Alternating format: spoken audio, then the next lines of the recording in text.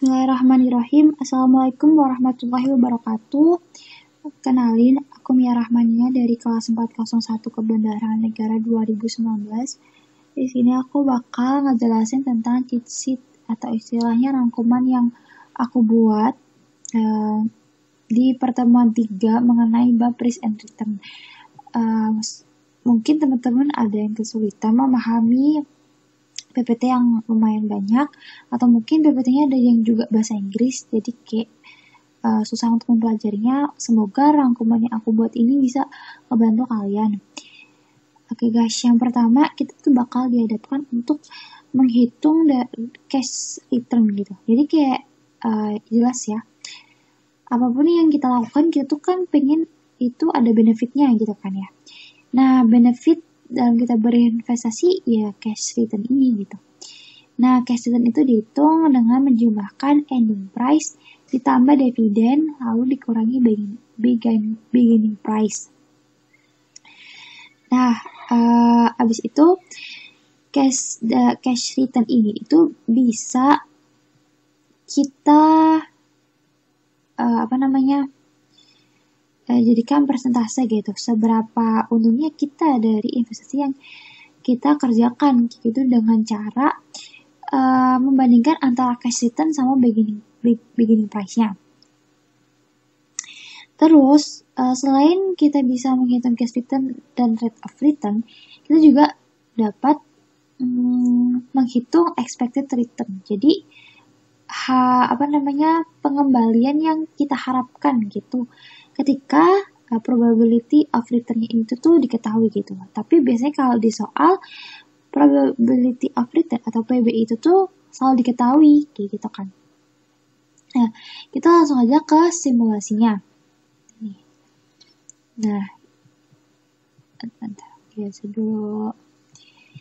Jadi gini guys. Nah, beginning price-nya itu 10.000 gitu kan. Beginning price-nya itu sama tuh. 10.000.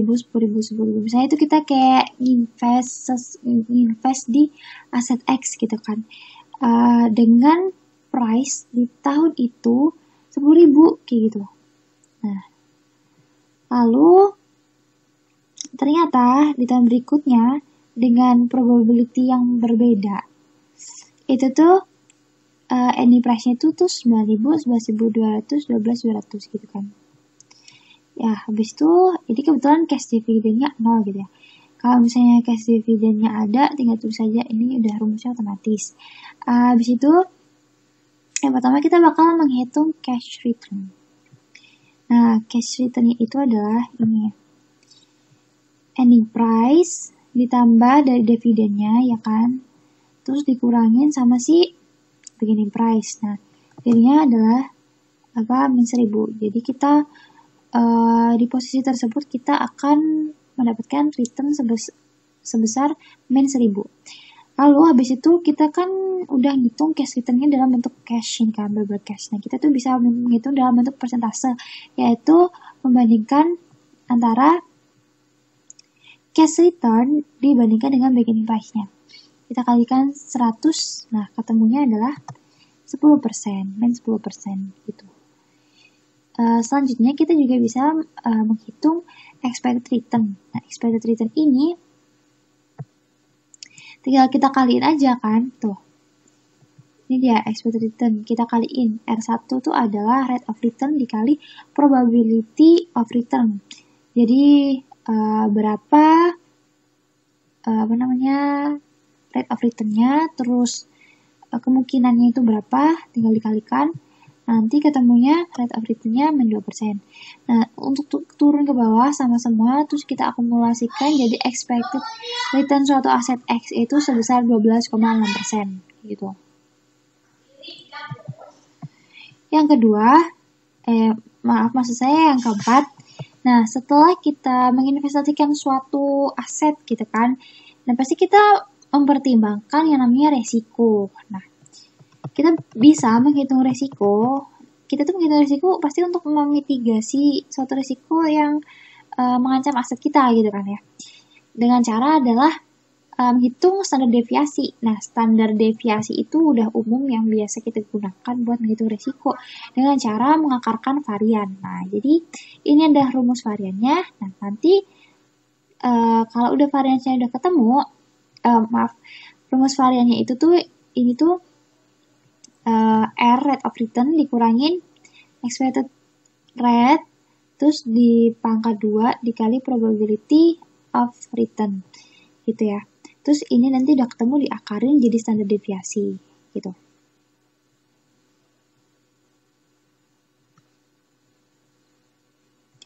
Ya, ini titik-titik itu maksudnya nih ya guys. Tuh, ini tuh isinya.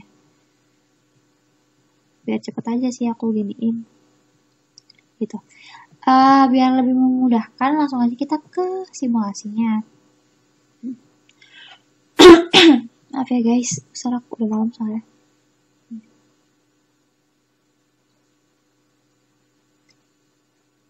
Nah, di sini tuh simulasinya kita akan mengukur resiko dari common stock AC Publishing. Ini bacanya apa sih? Nggak tahu, pokoknya itulah AC Publishing gitu ya. Common stock berarti ini saham biasa ya. Oke. State of the world. Ini tuh kayak posisinya gitu loh. Posisi sahamnya itu. Ketika di posisi ini misalnya gitu kan. Dia rate of return-nya min 10% gitu. Dengan probability 10%. Maka dari itu kita bakal tahu expected return-nya itu ini apa rate R kali PB. Ini kan sama kayak rumusnya ini tadi, rate of return. Maaf, maksudnya expected return. Ini R kali PB sama kan? Sama ya. Nah, setelah itu kita ngitung variansnya. Yang pertama itu kita ngitung rate of return dikurangi expected return. Guys. Ini rate of return-nya minus 10%. Nah, ingat kita jangan pakai expected return di sini karena expected return itu sudah akumulasi suatu saham dengan rate of return di setiap posisi dengan kemungkinan segini gitu. Jadi ini yang kita pakai akumulasi expected return-nya ini gitu. Ngerti nggak? Mana ya ngejelasinnya? Suatu saham itu di posisi 1 sampai 5 itu tuh dia itu naik turun pastinya kan ya dengan rate of return-nya segini. Nah, naik turunnya itu kita tuh bisa menghitung expected-nya dengan kemungkinan segini gitu. Jadi kemungkinan tuh ada 1 kan, 100%. Ya udah gitu. Jadi dengan kemungkinan 1 ini expected return-nya itu adalah 15% kayak gitu. Oke, jadi ulangin ya. RN, rate of return 10% dikurangin expected return-nya 15%, terus di pangkat 2. Jadinya segini. Habis itu kita kaliin PB. Nih kita lihat, ini sama kok guys tuh varian. Kita kalikan PB, probability atau change-nya. Kemungkinan yang terjadi gitu kan. Dengan ini, N15 tuh ini, dikaliin aja langsung ke PB-nya. PB-nya 10%. Gitu. Jadi segini. Oke, geser lagi. Nah, udah ketemu lah tuh. Kita tinggal akarin aja. Nah, kita tinggal akarin hasilnya. SQRT itu sama aja akar atau pangkat 1/2 ya. Nah, kalau biar hasilnya nggak beda, jangan lupa pangkatnya itu dikurung. Jadi pangkat kurung 1/2. Kalau nggak ada kurung, itu hasilnya bakal nggak ketemu gitu. Bakal beda. Jadi ketemu gini guys. Nah, sehingga standar deviasi itu sama dengan akar varians. Lalu kita akumulasikan nih. Nah, standar deviasi itu kan sama dengan resiko. Sehingga resiko yang bakal kita terima adalah 0,12 bla bla bla persen. 0,12 bla bla bla gitu. Nah, atau kalau kita akumulasikan ke persen jadi 12,85%. Gitu.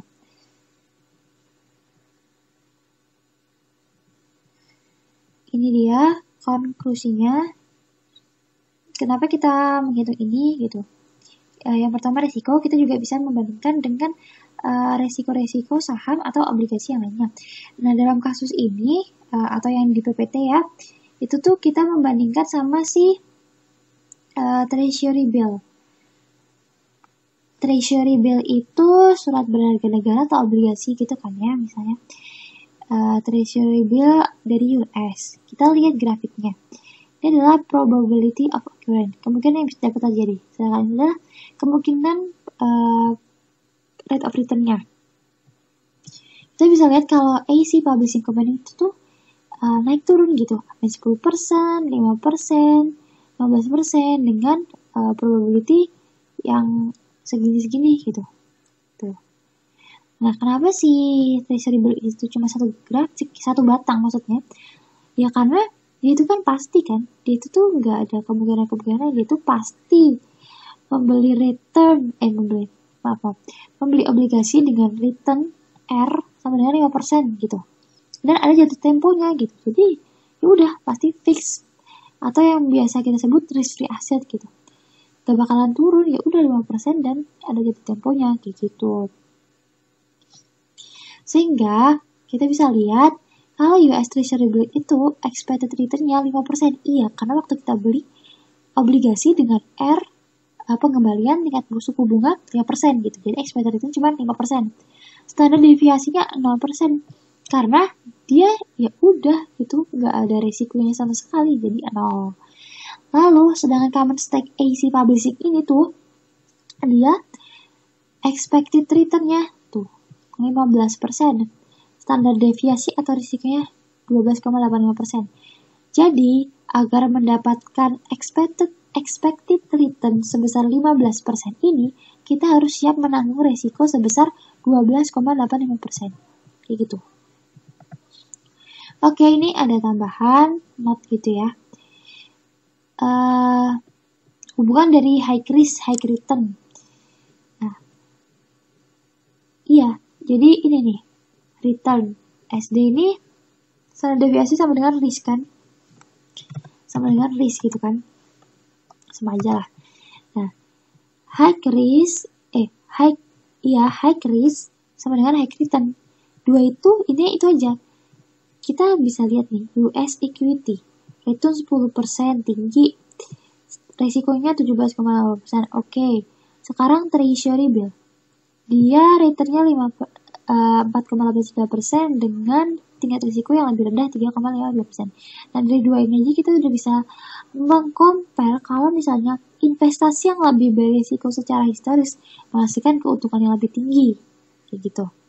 Ini ya, keuntungan lebih tinggi. Jangan senang dulu keuntungan lebih tinggi, tapi pengembalian histori dari saham investasi berisiko juga tinggi. Karena dia memiliki standar deviasi yang tinggi. Ya udah, jadinya high risk high return kayak gitu. Oke, lanjut. Yang kelima adalah kita dapat menghitung tingkat rata pengembalian tahunan gitu. Maaf, saya ulang. Jadi tingkat pengembalian rate of return kita tuh bisa menghitungnya secara tahunan ataupun akumulasi tahunan itu. Gitu. Kalau misalnya kita menghitung rata pengembalian tahunan, kita menggunakan tingkat pengembalian aritmatika gitu. Ya itu gampang banget. Itu maksudnya gampang. Karena dia itu cuman menjumlahkan total dari return-nya dia, terus dibagi berapa lamanya dia menginvestasikan gitu. Sedangkan tingkat pengembalian geometri ini tuh kan tingkat pertumbuhan investasi ya. Jadi tuh dia banyak tahunnya. Karena bisa disebut tingkat pertumbuhan kan. Jadi kayak akumulasi dari rata pengembalian tahunan. Oke, langsung aja kita simulasi. Contoh nih, siapa ya? Misalnya Dava gitu kan. Dava itu dia menginvestasikan aset X 2 tahun, ya kan? Jadinya ini 2 tahun. Nah, annual rate of return atau pengembalian tahunannya itu di tahun pertama 40%, di tahun kedua ternyata turun 50%. Totalnya adalah minus 10%. Sehingga setiap tahun kita tuh dapat menentukan berapa pengembalian tahunan kita dengan menjumlahkan ini minus 10%, minus 10% dibagi 2 tahun nih, 2. Jadi kita per tahun itu mendapatkan return sebesar minus 5%. Sedangkan geometrik ini sedikit berbeda. Karena dia akumulasi tahunan dari pengembalian tersebut, kita ngitungnya pakai rumus ini tadi. Kita lihat rumusnya. 1 ditambah rate of return year 1 dikali 1 ditambah rate return year 2 terus sampai N, terus di akar atau dikali atau dipangkat setengah dikurangi 1. Oke. Sehingga kita masukin aja rumusnya. 1 ditambah ini, rate of return-nya 1 gini.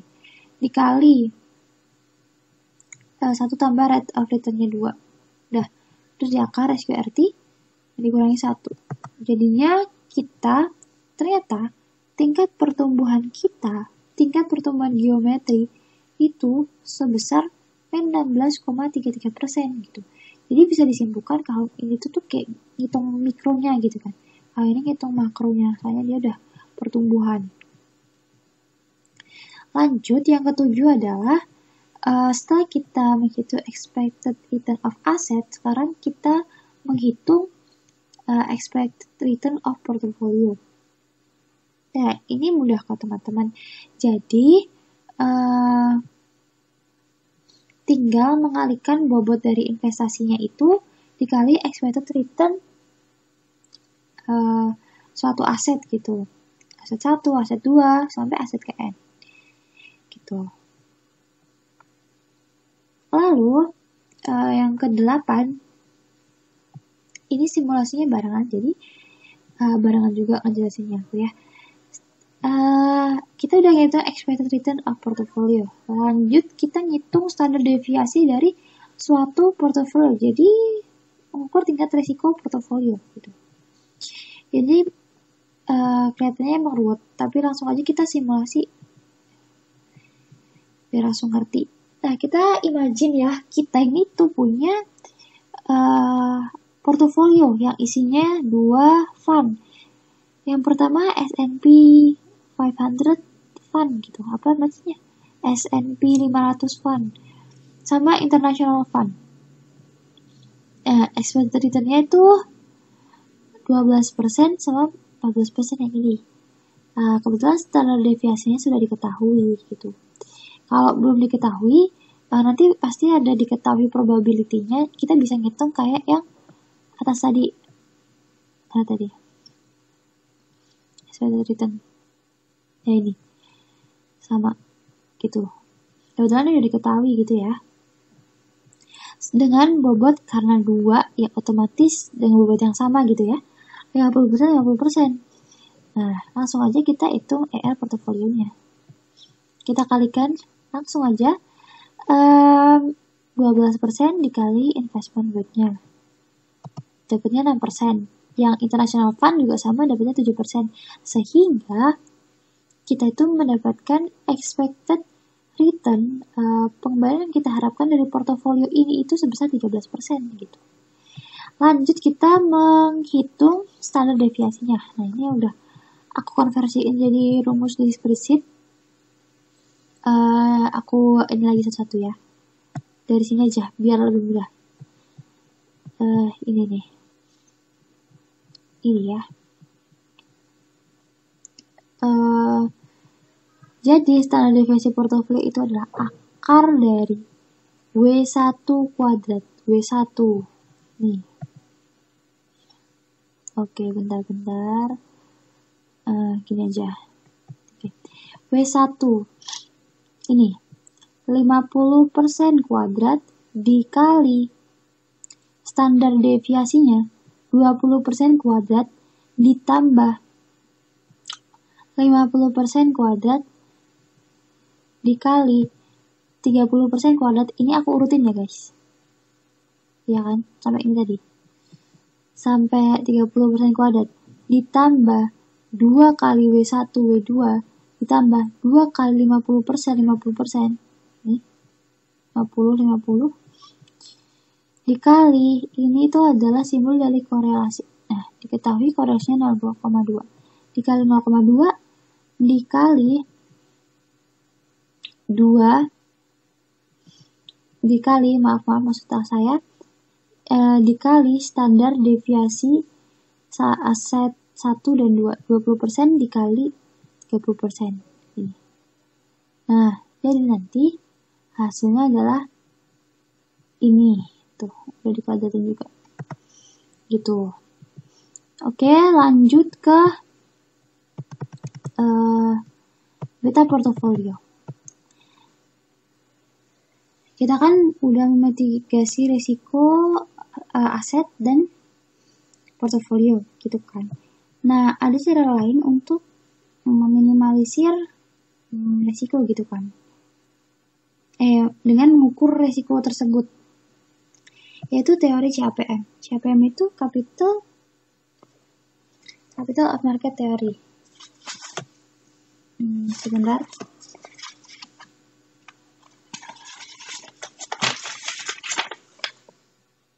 Capital market theory, ya benar.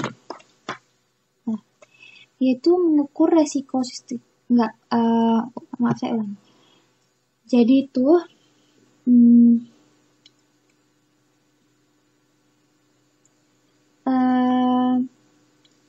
teori CAPM itu mengasumsikan bahwa investor itu memilih untuk memiliki portofolio yang lebih optimal gitu dan mencakup semua perekonomian atau portofolio pasar. Nah, menurut CAPM, risiko investasi yang relevan itu ditentukan bagaimana investasinya dia itu berkontribusi terhadap suatu risiko di portofolio pasar, kayak gitu. Nah, cara menghitung risiko portofolio pasar ini, kita tuh dapat tahu dengan dikategorikan menjadi 2 risiko gitu. Yang pertama risiko sistematis yang bakal kita hitung dengan beta portofolio, sedang yang kedua risiko tidak sistematis gitu. Nah, jadi kalau risiko sistematis ini tuh contohnya kayak perang, resesi gitu kan. Itu kan kayak masih bisa dihitung oleh negara gitu. Sekarang resesi negara kita tuh berapa sih? Nah, itu masih bisa dihitung, masih bisa diakumulasi kayak gitu. Jadi kita bisa menghitungnya. Tapi kalau risiko tidak sistematis itu anomalinya tuh sangat signifikan. Jadi kita sulit untuk memperkirakan. Contohnya apa? Kayak ada pemogokan buruh, terus pergantian manajemen, kayak penarikan kembali produk atau call goods ya, penarikan kembali produk gitu. Ya kayak gitu tuh kan agak susah dihitung. Nah, oleh karena itu kita fokusnya di sini menghitung resiko sistematis yang dapat diukur dengan beta. Nah, ini beta portfolio karena tadi ini tuh konsep itu kayak kita mengukur tingkat korelasi dari investasi kita mempengaruhi mempengaruhi resiko portofolio pasar gitu. Nah, investasi kita dalam bentuk portofolio. Maka dari itu kita menghitung beta portofolio. Nah,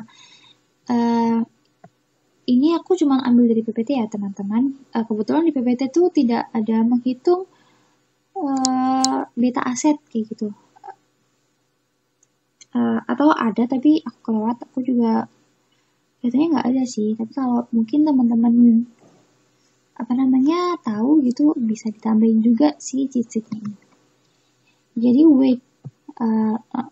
weight dari suatu aset dikalikan beta suatu aset gitu. Seterusnya ditambahkan jadi beta portofolio. Nah, kita bisa lihat contoh ya. Dapat menginvestasikan 4 aset dengan beta secara berurutan. For your information, kalau misalnya beta kayak gini tuh ada yang dipublikasiin, ada yang enggak sih. Ada juga yang publikasinya tuh secara mingguan gitu. Jadi ini kayaknya udah diketahui. Nah, secara berurutan 1,5, 0,78, 1,8, 0,6 dengan proporsi yang sama di dalam suatu portofolio. Jadi kalau ada 4 berarti masing-masing 25%. Sehingga kita dapat mengukurnya dengan ini. Ya, jadi ketemunya 1,1625. Sama rumusnya kayak ini sama, cuman aku lebih simpelnya jadi kayak gini. Lanjut, ini yang terakhir ya. Karena tadi kita tahu bahwa teori CAPM itu mengukur resiko sistematis gitu, memperkirakan sejauh mana pengembalian investasi kita yang mengukur sejauh mana pengembalian investasi kita terhadap pengambilan portofolio pasar gitu. Nah, sehingga teori CAPM itu tuh bisa disebut sebagai persamaan harga CAPM-nya gitu. Oke. Dan kita jadi bisa menghitung expected return CAPM. Expected return yang berkorelasi dengan pengembalian portofolio pasar gitu ya.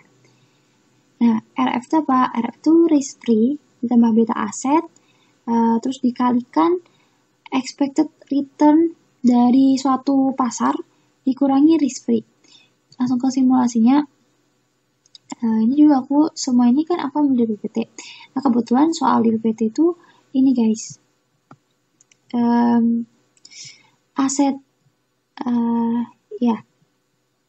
beberapa aset ini dia itu tergolong premium rate sehingga grafiknya naik kan ini. Nah. Oke. Nah, kita tinggal ini RF-nya udah diketahuin sih di PPT. Di sini juga risk free asetnya 4,5 risk free rate-nya 4,5%. Terus betanya ini juga udah diketahuin karena kita tahu kalau beta itu kan dipublikasikan gitu kan. Nah, habis itu expected return of market kebetulan ini adalah premium rate. Udah diketahui juga di soalnya 6%. Karena dia premium kan, dia jadi nggak perlu dikurangin sama risk free asset. Sehingga kita bisa tahu expected return dari aset atau harga CAPM-nya adalah ini ya, rumusnya 4,5% ditambah 6% dikali sama aja sebenarnya 0,7 dikali 6% sehingga hasilnya expected return suatu aset itu ada ini. Gitu. Oke teman-teman, sekian penjelasan dari saya. Mohon maaf kalau ada kesalahan atau sesuatu yang gak jelas, mau dimaklumi karena kita di sini sama-sama belajar. Bila ada salah,